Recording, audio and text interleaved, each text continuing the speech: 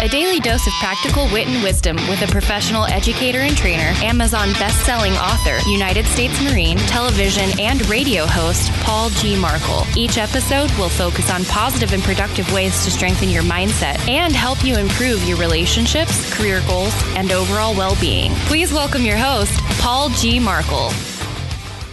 Good morning, good afternoon, good evening, whatever time it happens to be when you're listening to Morning Mindset. If you're listening with your morning coffee, fantastic. Good morning. I am your host, Paul Markel, and we're going to talk about leading a more positive and productive life. And if you have purchased the Morning Mindset book, the Morning Mindset, a 30-day plan for a more positive and productive life, if you purchased the book, if you enjoyed the book, if you would recommend it to others, please let other people know. It would be fantastic if you would leave a review of the book on Amazon, whether you got it as a Kindle or paperback version, so that other people could understand, could they? And the fact of the matter is third-party reviews matter a lot when it comes to promotion. And people obviously know that I want to promote my own book, but if you recommend it, it may mean something else. All right, let's talk about getting your hands dirty. Now, during a previous episode, or maybe more than one, I talked about you cannot find inspiration sitting behind a desk, right? You can't find inspiration sitting behind a desk. As a matter of fact, that phrase may be on a coffee mug that you could purchase and sip your morning beverage out of. So I took my own advice. Often I need some inspiration to come up with new topics for this beast that we call Morning Mindset Podcast, because, I'm doing it 5 days a week, which means that 5 days a week I have to come up with a new, fresh, interesting topic. Hopefully it's interesting to you to talk about. So what did I do recently? Recently, I went up into the mountains. Yes, I kind of live in the mountains, but I live at 7,000 feet, but technically the 7,000 feet that I live at is considered a valley because we are between two large mountain ranges.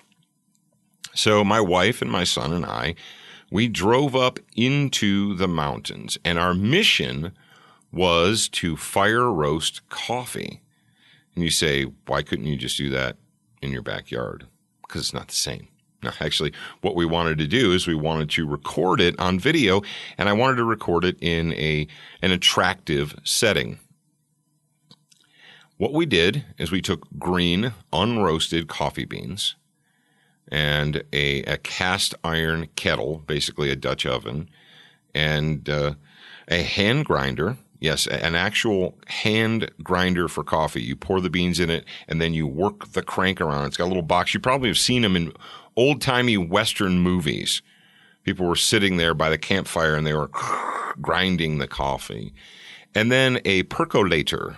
That's right, a coffee percolator, which was actually invented around 1880 time frame. So what we did, my wife and my son and I, we went up into the mountains. It was pretty chilly. It was in the upper 30s or so. But we found a spot where the wind wasn't bad, and we lit a fire, and we roasted the coffee beans. Now, I'll have to admit that roasting coffee beans over a fire in a cast iron skillet, or a Dutch oven, basically, was something that my wife came up with. It was an idea that my wife had that she wanted to do. She had been the manager of a coffee shop. She'd actually run a couple of different coffee shops, and she's very much into coffee and the process of making coffee and where it comes from and how it's roasted and so on and so forth.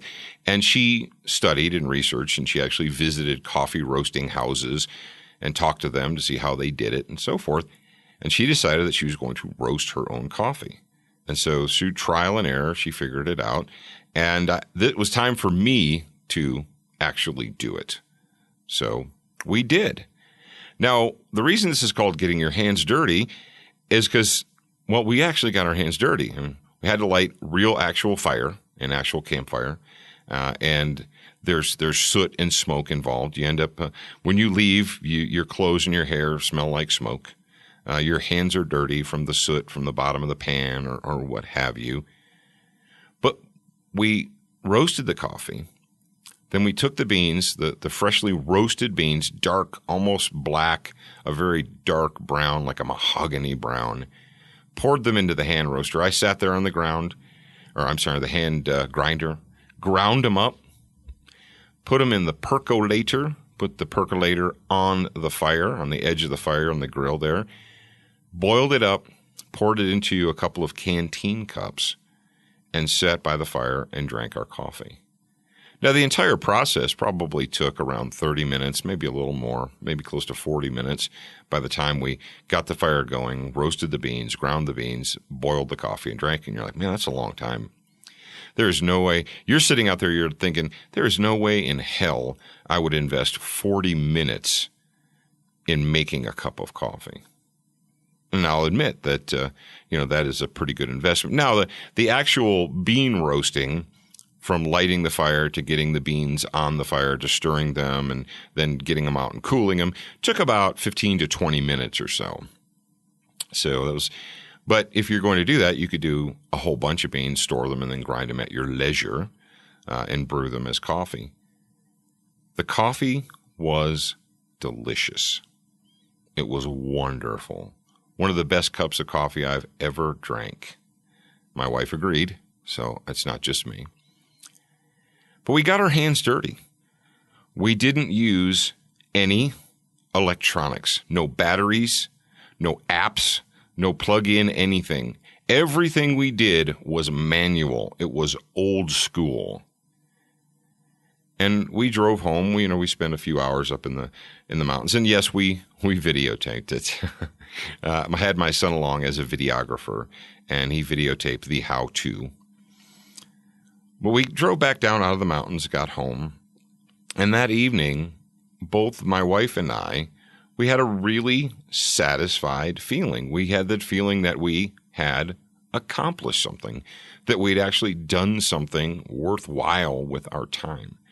Now you might be thinking, that's silly, Paul. I can just go to the store, buy pre-roasted beans, pre-ground beans. I don't have to grind them. I don't have to roast them. I just buy them in a bag, throw them in a pot, hit start, and it goes. And you can do that. And that's fine.